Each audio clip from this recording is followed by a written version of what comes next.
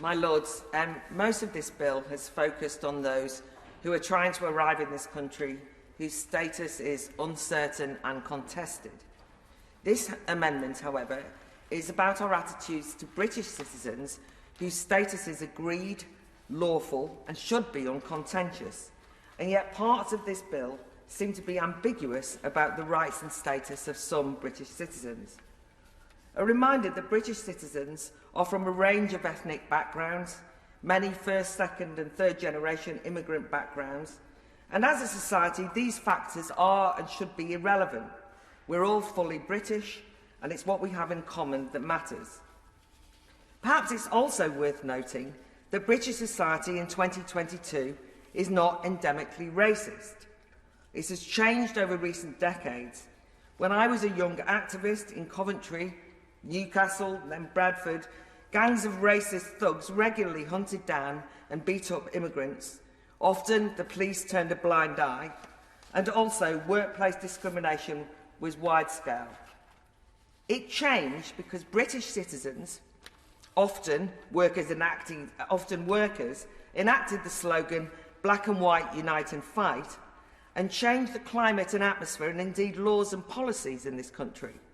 In other words, people came together beyond racial differences and created a better society. Citizens came together.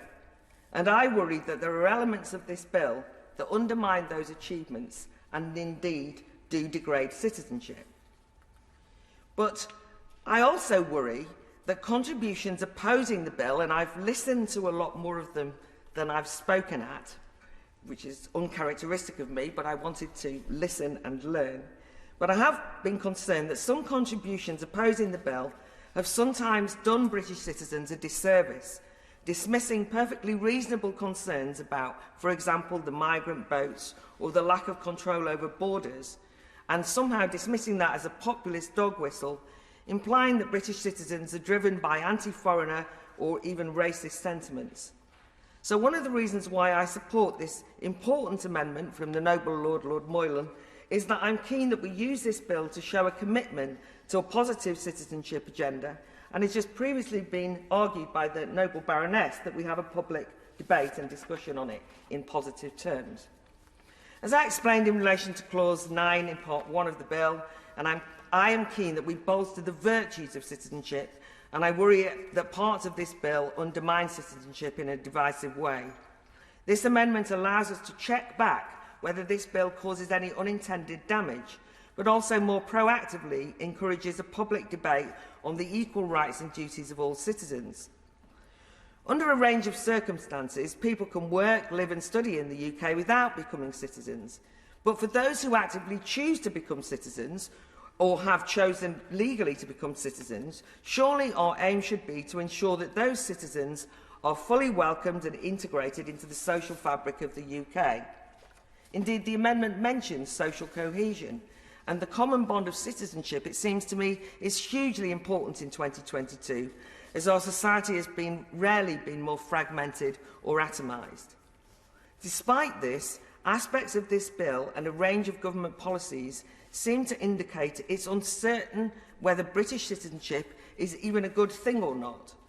We've heard how the cost of citizenship is prohibitively expensive, the highest cost in the Western world, in fact, and I'm glad that's being addressed. The process is so complicated that most people need lawyers to help them to apply to be citizens. And even the good ideas of recent years, such as citizenship ceremonies, Lord Moylan pointed out that these were joyous occasions, and I think they want to be, but they often take place in neglected, hidden away local council offices, rather than celebrated like other countries do in, for example, iconic historic buildings, involving local communities, school pupils, residents, welcoming new British citizens. And those kind of ideas, as suggested by British Future's excellent report, Barriers to Citizenship, I think the government should take up. Then there's those soulless multiple-choice citizenship tests that reduce British values to a box-ticking exercise and hardly encourage serious discussions, let alone a commitment to, shared national values. One problem, I suspect, is that we as a society are no longer confident that we know what British values are. And on that issue, one trend we must avoid often when we discuss immigration and citizenship and social coherence is that there's an implication that the problem is with immigrants becoming citizens that leads to lack of social cohesion, that they fail somehow to integrate into civil society or identify with the nation state. I dispute this.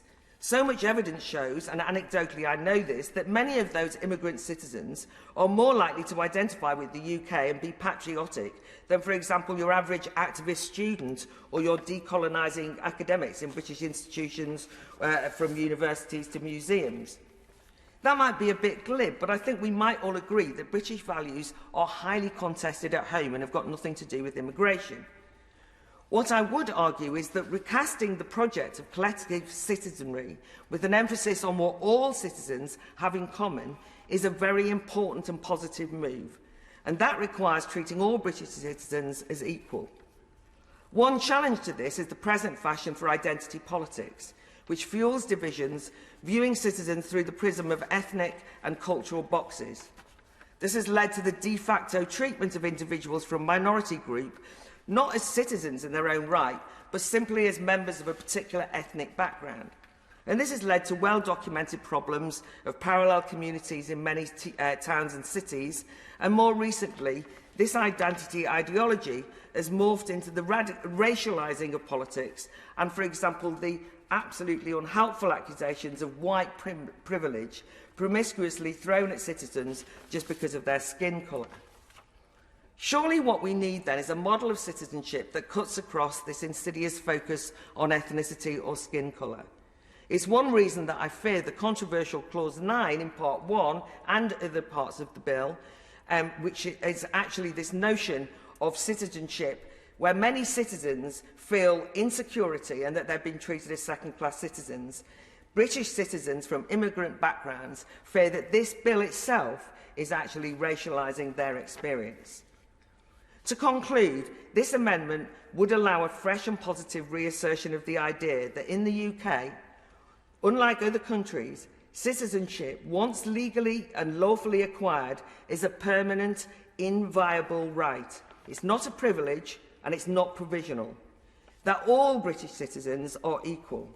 And this will undoubtedly help us tackle the fraying of social solidarity. And this seems especially pertinent when you think of the boost that British citizens gave to the British democratic system when they voted to take back control. National sovereignty, if it means nothing else, is about creating the real living bonds of a British citizenry who are proud to be part of the United Kingdom. And I hope that the government will seize the positive aspects of this amendment to improve their bill and make sure that citizenship is reassured for everyone.